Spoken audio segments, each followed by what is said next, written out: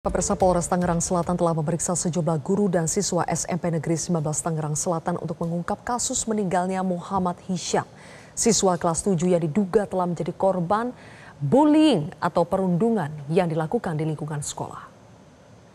Pihak keluarga menyebut Muhammad Hisyam, siswa kelas 7 SMP Negeri 19 Tangerang Selatan diduga dibully beberapa kali sejak masa pengenalan lingkungan sekolah atau MPLS.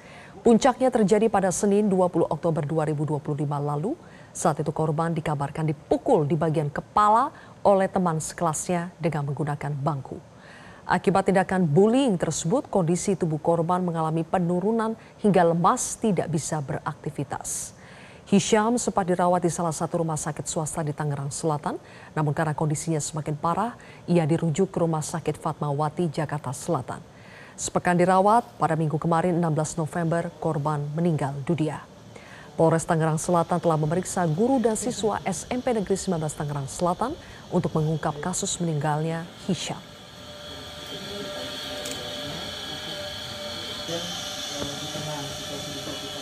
Dalam hal tersebut, kita juga sudah melakukan pemeriksaan, Mbak, terhadap teman-teman korban dan beberapa guru-guru untuk menentukan faktanya terhadap terduga pelaku atau terduga orang yang melakukan perbuatan. Kita juga sudah ambil keterangan beserta dengan keluarganya juga.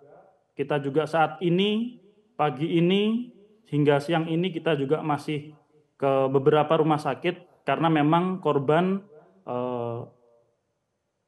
berobat di 2 rumah sakit. Kita juga masih menunggu dari pihak rumah sakit untuk memberikan keterangan. Kita juga melibatkan para ahli, di mana nanti fakta-fakta yang ada dari hasil penyelidikan akan kita konsultasikan kepada ahli yang berkompeten di sini, di mana ada UPTD PPA, KPAI, dan beberapa ahli pidana juga untuk membuat terang suatu perbuatan di sini. Presiden Prabowo Subianto menanggapi maraknya kasus perundungan di lingkungan sekolah, salah satunya kasus meninggalnya seorang siswa SMP Negeri 19 Tangerang Selatan. Presiden menegaskan setiap kasus perundungan harus ditangani dengan serius. Banyak kasus bullying, Pak. Hah? Banyak kasus bullying, Pak. Apa? Banyak kasus bullying, Pak. Banyak kasus bullying terbaru ada di Tangsel. Ya, itu harus kita atasi, ya. Oke, terima kasih. Terima kasih, Bapak. Pemirsa, apakah pelaku bullying atau perundungan terhadap siswa SMP Negeri 19 Tangerang Selatan, Banten dapat diproses secara hukum? Lalu apa solusi untuk mencegah bullying yang semakin marak terjadi di lingkungan pendidikan? Kami akan membahasnya bersama dengan Ketua Komisi Perlindungan Anak Indonesia KPAI, Margaret Aliatul Maimunah. Selamat sore, Ibu Margaret. Selamat sore, Mbak Zilvia. Baik, Ibu, apa informasi yang KPAI dapatkan terkait dengan pemeriksaan guru dan juga sejumlah siswa? Apakah sudah terbukti siapa pelakunya, Ibu?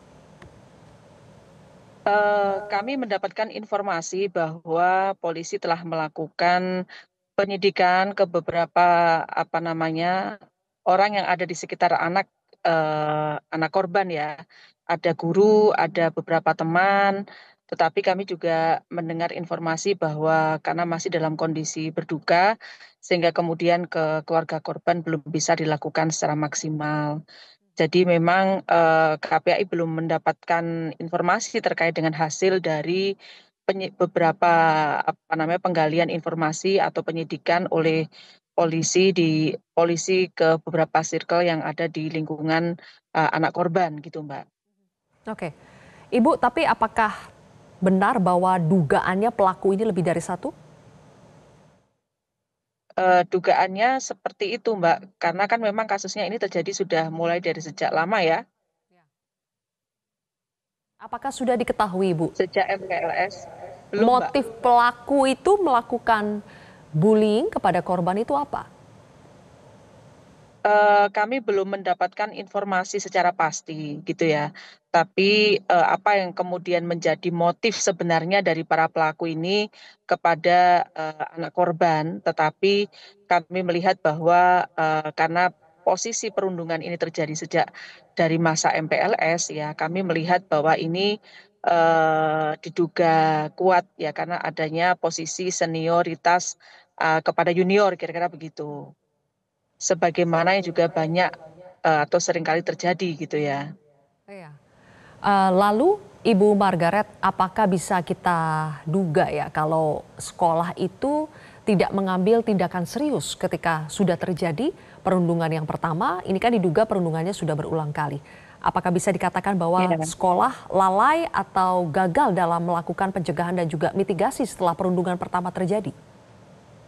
Eh, ini juga belum mendapatkan informasi yang sebenarnya dari pihak keluarga terutama ya, karena kan apakah belum atau tidak tertanganinya dugaan bullying yang pertama itu karena tidak ada laporan dari pihak korban kepada sekolah, tetapi informasinya sebenarnya kan dulu pernah dilakukan mediasi ya, informasi yang kami dapat katanya pernah dilakukan mediasi antara orang tua korban juga dengan beberapa pihak gitu.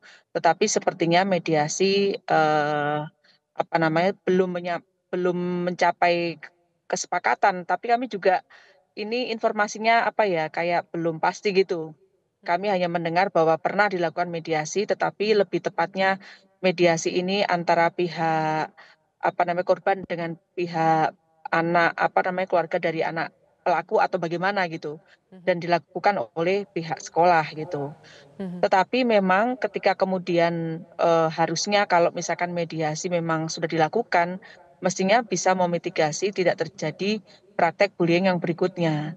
Tentu Ya. ini menjadi catatan gitu ya, bahwa sistem perlindungan anak di satuan pendidikan terutama di sekolah tersebut berarti menjadi pertanyaan, berarti belum bisa berjalan secara optimal meskipun sudah ada regulasi yang mengatur terkait dengan pelindungan anak dari berbagai bentuk kekerasan di lingkungan satuan pendidikan. Oke. Bu Margaret, sebetulnya apakah memang jumlah kasus kekerasan atau bullying di lingkungan pendidikan itu memang meningkat belakangan ini? Atau sebetulnya dari dulu itu sudah banyak, tapi karena sekarang media atau platform untuk bisa menyampaikan perundungan ini lebih banyak, makanya lebih banyak yang terekspos? Atau memang ada fenomena, misalnya pengaruh digital atau sosmed yang akhirnya memang membuat ada pengaruhnya terhadap kasus bullying yang semakin marak? Saya kira faktornya banyak ya, Mbak. Mungkin kalau dulu kan belum ada undang-undang yang mengatur sehingga kemudian tidak menjadi atensi atau perhatian dari orang tua atau orang-orang yang ada di lingkungan sekitar anak-anak untuk kemudian melaporkan, karena memang nggak ada sistem itu, nggak ada regulasi yang mengatur terkait dengan itu. Sementara kan hari ini sudah ada regulasi, bahkan banyak ada undang-undang perlindungan anak, kemudian ada Permendikbud misalnya gitu ya, ada PP Menteri PPPA terkait dengan sekolah ramah anak yang seharusnya regulasi-regulasi itu memang sudah mengatur terkait dengan perlindungan anak dari berbagai bentuk kekerasan di lingkungan satuan pendidikan.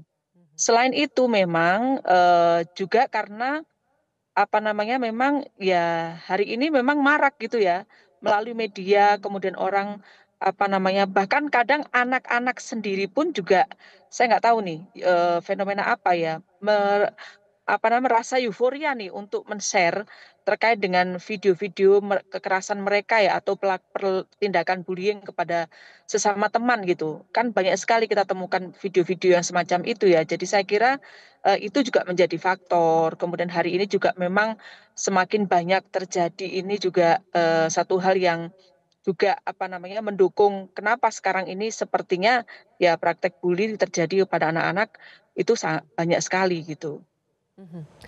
Kalau Bahkan begitu, pelakunya juga sesama anak gitu kan. nah berbicara soal pelaku yang sesama anak, Ibu, jadi sebetulnya apakah pelaku kalau memang terbukti ya pelakunya ini adalah teman-teman sekelas yang berarti juga adalah anak di bawah umur, apakah mereka bisa dijerat dengan pidana, Bu? Sangat bisa, Mbak. Karena kita kan sebenarnya juga ada mekanisme ya aturannya ya.